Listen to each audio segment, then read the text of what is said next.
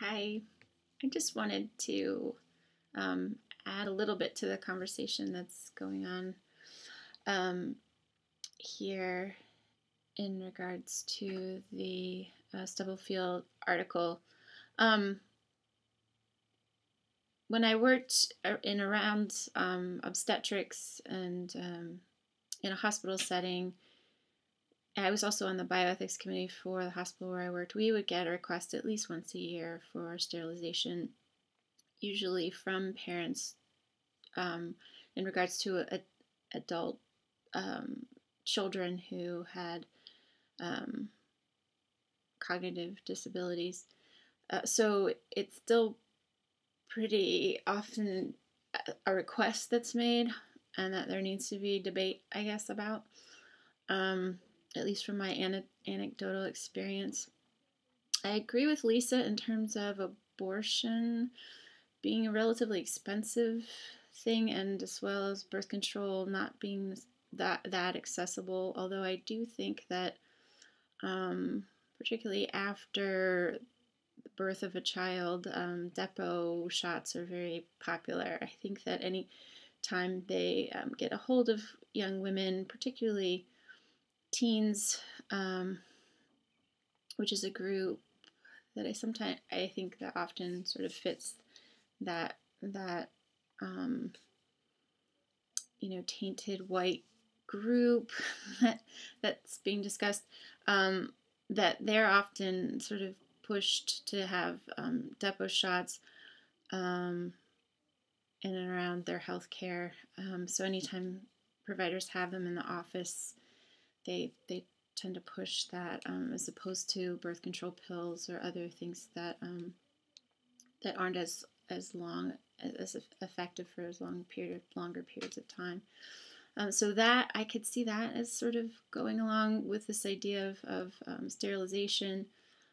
Um, but I think the big thing, and that has been discussed in a lot of bioethics literature, as well as Michael Barabay, who's a disabilities studies person and an English professor at Pennsylvania, I think, um, talks about the technology of amniocentesis, which basically allows you to know, um, in time to legally have an abortion, whether someone has a genetic, whether the child or the fetus has a genetic anomaly, particular genetic anomalies, so that you can terminate the pregnancy, or yeah. So that technology in particular tends to cause quite a controversy within disability advocacy groups, and particularly anyone that advocates for Down syndrome groups in particular, or any chromosomal disorder. So, um, and that is incredibly expensive and not often, I mean, those technologies, at least from me watching who uses them, tend to be people of privilege. So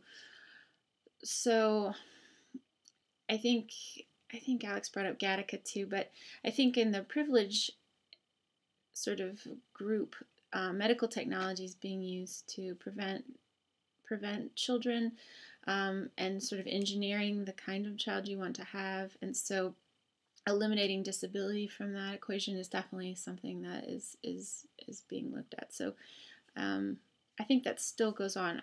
I think there's, because of the technology that's going on, that it's sort of changed who is accessing that.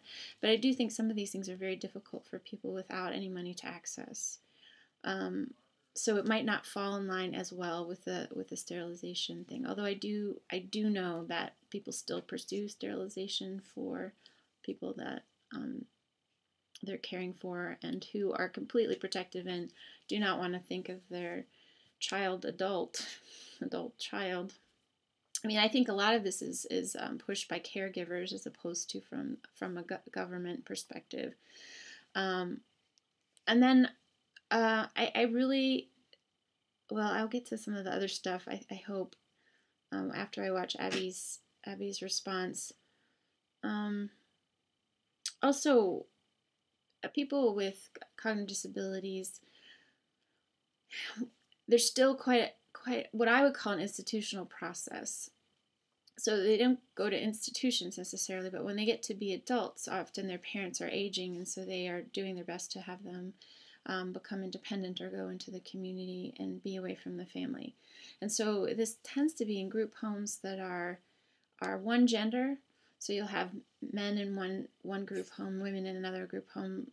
Often they won't bring them together, and they have very little privacy. And the controls in these group homes are pretty intense. I mean, they tell them what they can eat, who they can see, what they can do, even though most of the adults that I worked with um, had jobs and maintained jobs. They would come home to the group home, and then there was staff there that really restricted what they could do. Um, and some of that is very much pushed by the parents of these folks. So, just being very fearful that they can't be completely independent, and that I think often the parents see them as children. So even it's not necessarily the public, but it's actually the caregivers directly with people that are very, very restrictive. So for that group in particular, so what Lisa was saying about us, the public seeing people with disabilities as asexual and not having opportunities to be in sexual relationships, in particular, like cognitively disabled group, is very limited.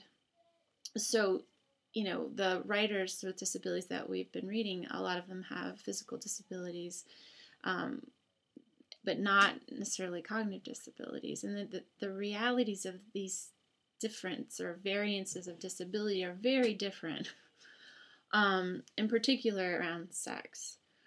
And often, which, hasn't been brought up yet, is that in particular, I think it actually was in one of the articles that often people with cognitive disabilities are taken advantage of sexually, and so they've been victimized, sometimes just within their own family.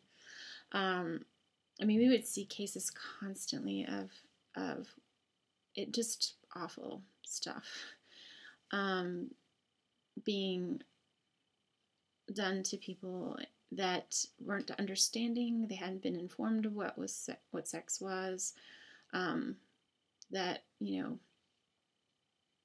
just the not being able to really decipher what's going on because of the lack of knowledge that's given often makes it even more silent than sometimes than with women without that do not have cognitive disabilities.